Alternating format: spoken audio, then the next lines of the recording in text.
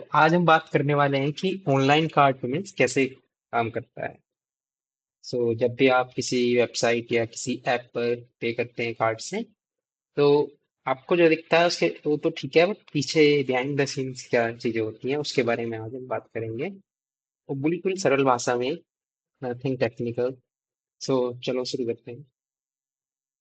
Card payments में हम पहले बात करेंगे कि क्या क्या चीजें इन्वॉल्व होती हैं, मतलब क्या क्या कंपोनेंट्स और यू कैन से कि क्या क्या पार्टीज इन्वॉल्व होती हैं।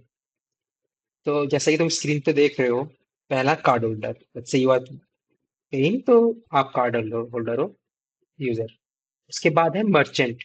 आप किसकी वेबसाइट या किसकी ऐप पे पेमेंट कर रहे हो, दैट्स अ मर्चेंट। सो हम एक एग्जांपल से बात करते हैं कि आप स्विगी पे ऑर्डर कर रहे हो कुछ खाने के लिए। तो उस केस में you are the card holder, क्योंकि आप अपने कार्ड से करोगे, और स्विगी यहाँ पे मर्चेंट है। तो उसके बाद आता है कि ये एक्वायरर बैंक। एक्वायरर बैंक एक वो बैंक है जिसमें आपका पैसा कट के इस बैंक के अकाउंट में आएगा, और ये अकाउंट इस बैंक में अकाउंट किसका होगा, पेमेंट गेटवे का। तो लास्ट में यू कैन सी कि पेमेंट गेटवे एंटिटी है। तो पेमेंट गेटवे क्या होता है कि ये प्रोसेस करता है कि मर्चेंट से पेमेंट का रिक्वेस्ट आया, फिर उसको प्रोसेस करने के लिए वो एक्वायरर बैंक के पास भेजता है, और एक्वायरर बैंक उसको नेटवर्क के पास भेजता है। यहाँ पे स्क्रीन पे नेटवर्क नहीं है, बट नेटवर्क होता है कि जैसे अगर तुम्हारा वीजा कार्ड है, लिखा होता है ना उस पे वीजा, तो वीजा इज द नेटवर्क यहाँ पे। मास्टर कार्ड है तो Mastercard, Amex, RuPay, these are the major, ये मेजर मेजर नेटवर्क है जो हमारे इंडिया में चलते हैं। और भी अलग से हैं, बट हम जो मेजर है उसी का नाम मैंने लिया है। तो ये एक्वायर बैंक नेटवर्क को भेजता है, फिर नेटवर्क ईश्वर बैंक को भेजता है। तो नेटवर्क को पता रहता है कि ये कार्ड है, तो ये कार्ड किस बैंक ने इशू किया है। तो तुम जब कार्ड कर रहे हो तो तुम्हारे पास होगा एचडीएफसी से का, नहीं, नेटवर्क तो उसका वीजा या मास्टर कार्ड ये रुपए होगा, बट वो तुम्हें किसी तुम्हारे बैंक ने दिया ना जिसमें तुम्हारा अकाउंट होता है। तो उस बैंक को बोलते हैं ईश्वर बैंक, जिसका तुम्हारे पास कार्ड है। तो अगर तुम्हारे पास एचडीएफसी बैंक का अकाउंट है और वहां से तुमने कार्ड इशू कराया, तो ईश्वर इस केस में एचडीएफसी बैंक है। ठीक है। और पेमेंट गेटवे वो एंटिटी है जो पूरे उस ट्रांजेक्शन को प्रोसेस कराती है, मर्चेंट से लेके नेटवर्क तक, और नेटवर्क से फिर ईश्वर बैंक तक। तो ये चीजें हैं जो सार इन्वॉल्व है इस कार्ड पेमेंट होने में। कि तो जब तुम पेमेंट कर रहे हो तो तुम्हारे बैंक से पैसा कट के एक्वायरर बैंक में आता है, एक्वायरर बैंक में किसका अकाउंट रहता है, इस पेमेंट गेटवे एंटिटी का। तो पहले पेमेंट गेटवे के पास पैसा जाता है, फिर पेमेंट गेटवे उसमें से अपना फीस काट के मर्चेंट को बेचता है। तो एंड में तो पैसा मर्चेंट को जाना है ना, कि मर्चेंट सामान बेच रहा है अपना, जो भी सर्विस दे रहा है तुम्हें। तो तुम्हारा जो पैसा तुम पे कर रहे हो मर्चेंट को कर रहे हो, बट उसमें ये होगा कि इसमें थोड़ा सा कमीशन होगा पेमेंट गेटवे और का, जो भी उनका फीस का होगा वो उसको डिडक्ट करके बाकी पैसा मर्चेंट को भेज देते हैं। तो ये चीजें इन्वॉल्व होती हैं। अब हम बात करेंगे कि कितने स्टेप होते हैं मतलब पेमेंट्स में। वो तो हमने बात करी कि क्या क्या एंटिटी इन्वॉल्व होती है, अब बात करेंगे कि क्या क्या स्टेप होते हैं। तो स्टेप होते हैं, पहले स्टेप की बात करते हैं जो कि है ऑथेंटिकेशन। ऑथेंटिकेशन क्या होता है, अगर आपको पता ही होगा, बट ठीक है हम दोबारा डिस्कस करते हैं कि ऑथेंटिकेशन होता है कि लेजिटिमेसी चेक करनी है कार्ड होल्डर की, कि जो तुमने कार्ड टाइप करा है उसको नहीं पता ना कि तुम्हारा कार्ड है नहीं। तो जो तुमने कार्ड एंटर किया है उसको कैसे वैलिडेट करें कि तुम्हारा ही कार्ड है। तो तुमने बैंक में अपना मोबाइल नंबर, ये सब चीजें, ईमेल आईडी दी होगी। तो बैंक तुम्हें फिर ओटीपी भेजता है, तुम ओटीपी एंटर करते हो। इसको बोलते हैं ऑथेंटिकेशन, कार्ड होल्डर का ऑथेंटिकेशन। तो दिस पार्ट इज ऑथेंटिकेशन। अभी ओटीपी चलता है यहाँ पे इंडिया में, बट अभी बहुत सी चीजें आ रही है कि तुम ऐप पे सीधा अप्रूव कर सकते हो, या अपनी बायोमेट्रिक इनेबल कर सकते हो कि सीधा फेस, जैसे फेस से या फिंगरप्रिंट से। उन सबसे भी ऑथेंटिकेशन अब आने वाला है कार्ड पेमेंट्स में, बट अभी के लिए जो चल रहा है वो ओटीपी है मेजर। तो तो दैट्स कॉल्ड ऑथेंटिकेशन।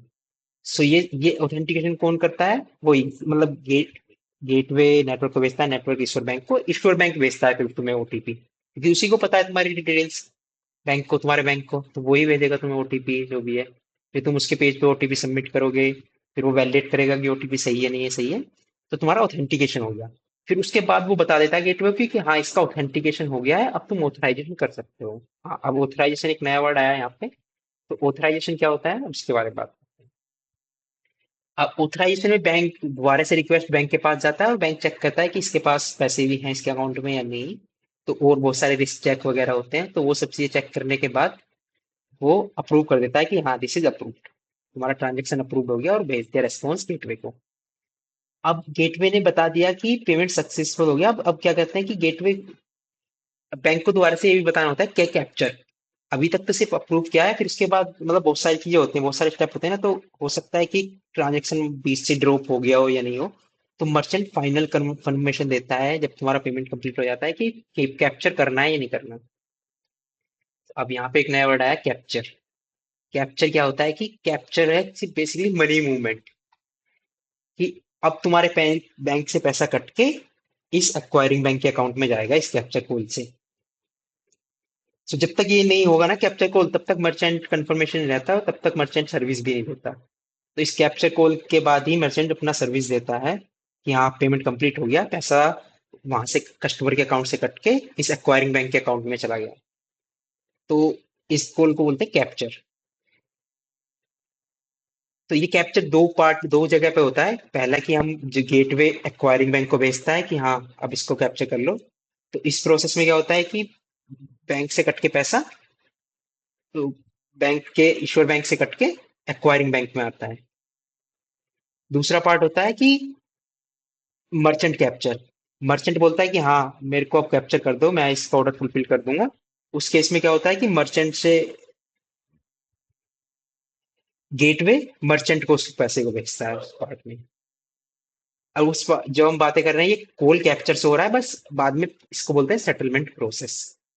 कि सेटलमेंट कैसे हो रहा है पैसे का, कि गेटवे से एक्वायरिंग बैंक से गेटवे पे कैसे आ रहा है, और गेटवे से मर्चेंट को कैसे जा रहा है। तो एक्चुअल मनी मूवमेंट जो है तुम्हारा, कि एक बार कस्टमर के अकाउंट से डिडक्ट हो गया, कस्टमर के अकाउंट से डिडक्ट हुआ इस कैप्चर कैप्चर कोड में, कि हाँ इसने बता दिया कि अब कस्टमर के अकाउंट से तुम पैसा काट लो।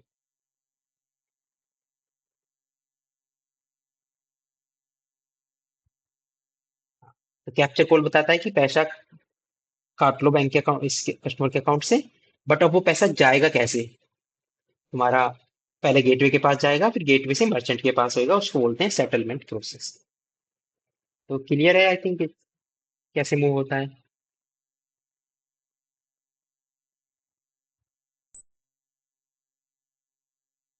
ठीक है, तो अभी फिलहाल में हम मेरे को यही बस बताना था कि कैसे काम करता है। मे बी फ्यूचर में हम कोई मोर टेक्निकल डिटेल्स डिस्कस कर सकते हैं। तब तक के लिए गुड बाय।